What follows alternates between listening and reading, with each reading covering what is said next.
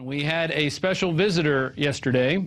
If you were watching InfoWars Live and the Alex Jones Show, Christopher Walken dropped in with, who was the other guy with him? It was Richard Belzer, that's who it was. Richard Belzer has written a really cool book outlining a bunch of false flag shootings, which we can see happening again, and Christopher Walken happened to pop in. So we're going to go to a quick clip of Christopher Walken on the Alex Jones Show. This was your great-grandfather's war watch, and he wore it every day he was in that war. Now, ping pong, or, as the Chinese say, ping pong. From here on, nothing goes down unless I'm involved. No blackjack, no dope deals, no nothing. Cops lie, newspapers lie, parents lie.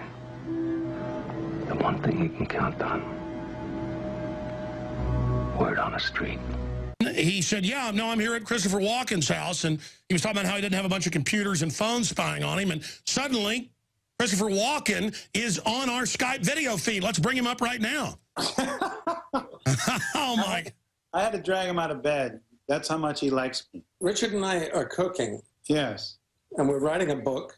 Right, and we're doing a movie called The Nose and the River. We're teasing, but we're filming this cooking thing for Funny or Die.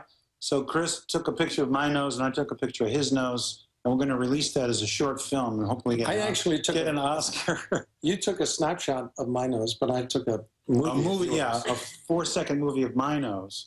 It's going to be great. People want to know what celebrities do, Alex.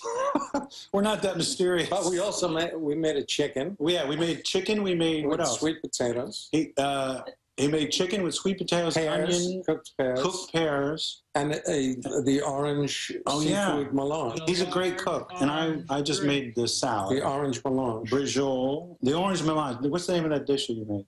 The French name. The seafood. Orange, the orange. The scallop orange melange. A la Walken. Yes. Alex, you ever come to New York? I do come occasionally. Why? Please call us when you come to town. But Richard made a terrific arugula salad with brajol. Brajola, heirloom tomatoes, shaved Parmesan. Shaved Parmesan. 2 kinds of oil, sunflower and olive oil, and a little salt. And we had a little red wine. A little red wine. That sounds good. Yeah, Chris is a gourmet. What's your favorite type of red wine, Mr. Walken? French. I hear you. We like to have the heavy reds. Oh, wow. Mr. Walken, we are learning Mr. Belzer's views on the world. Richard and Chris. Richard and Chris. Chris, what is your view on what's happening in the world right now with the TSA and the groping and the surveillance grid? I was hearing that you don't have all the little spy gadgets in your house. I envy that. I have no idea, and I hardly leave the house. Chris does not. I cook. Read the news. Richard just gave me his book. I'm going to read it. Yeah, he'll read my book, thank God. It's right here.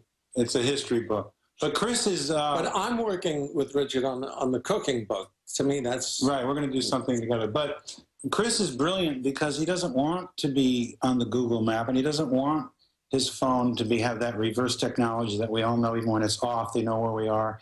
And he's one of the few people I know on the earth that has managed to do that. I mean, we have to do it. We're in media, but, you know, he can go to a movie set. They give him a phone that he can throw away when it's over, when he does a play. It's the coolest. I mean... they only give me the phone so that they can know where he is. But so in a way, my radio/TV show, we're almost invading you right now like an alien probe. I know. I was taking a nap, and Richard called me out, and here I am.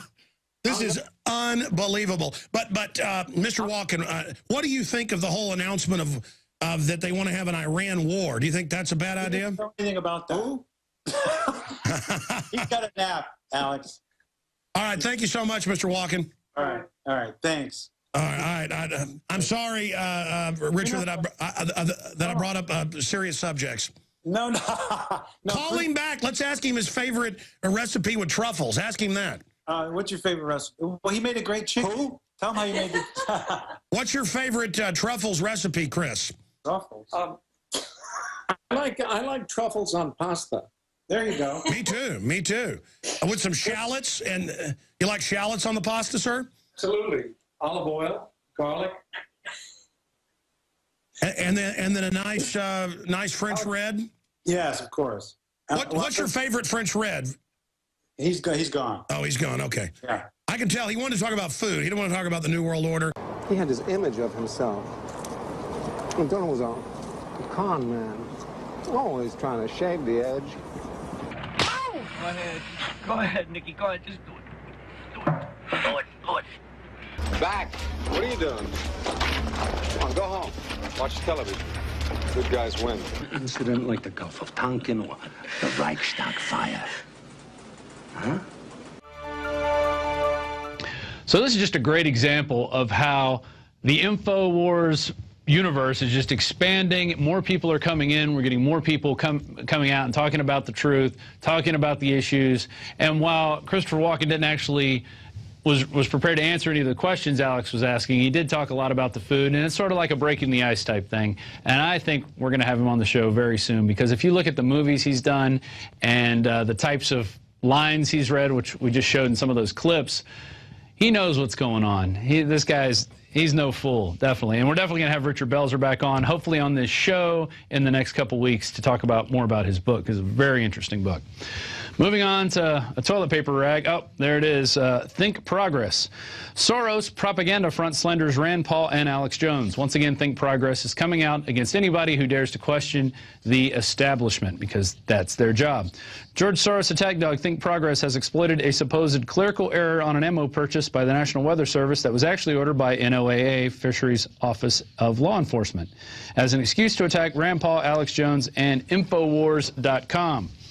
Reporting the clerical error as a fact prior to the about-face by the government has provided the Soros-funded operation with an excuse to slam both Kentucky Senator Rand Paul, who mentioned it before the clarification, and Alex Jones, who posted the story about the original bid offer from the FedBizOps website. And here's their quote, which I'm going to read in the simpering liberal voice. That a United States senator would even lend even a smidgen of credence to this conspiracy nonsense is disgraceful, Think Progress writes. Perhaps we shouldn't be surprised. InfoWars' biggest mainstream media booster is Matt Drudge, one of the most influential news sources on the American right.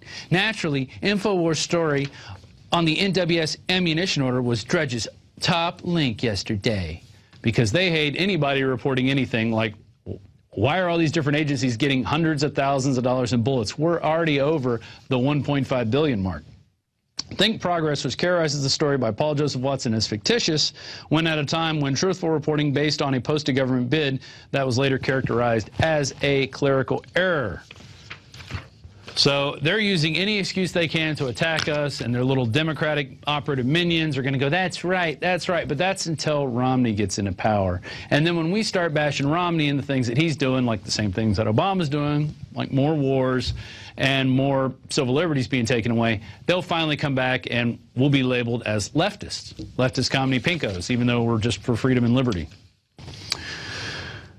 And we're going to get into some more investment news here. Report, Soros unloads all investments in major financial stocks investments and invests over $130 million in gold. And there you can see he's got some of the bling there. He's got his little Nazi, what is it, the Nazi logo on there, the swastika. And why do we show that? Well, because Soros was on 60 Minutes back in, I want to say 2003, 2004, talking about how he actually helped go around and take land from other Jews. And he was a young guy, and he felt it was his duty to stay alive, so then he could rip more people off and create more problems later on in the future. So, in a harbinger of what may be coming our way in the fall of 2012, billionaire financier George Soros has sold all of his equity positions in major financial stocks, according to a 13-F report filed with the SEC for the quarter ending June 30th, 2012. Soros, who manages funds through various accounts in the U.S. and Cayman Islands, has reportedly unloaded over 1 million shares of stock in financial companies and banks that include Citigroup, J.P. Morgan, Goldman Sachs, at total value of sales amounting to nearly $50 million. And what is he doing? He's buying $130 million in gold because he knows what's happening. We had Max Kaiser on today's show basically saying the same thing. Get into gold and get into silver. And if you're looking for somebody, you can always check out Midas Resources, who helps put the Alex Jones Show on the air as one of our main broadcaster, actually. And they have great deals on gold and silver, so you can check them out.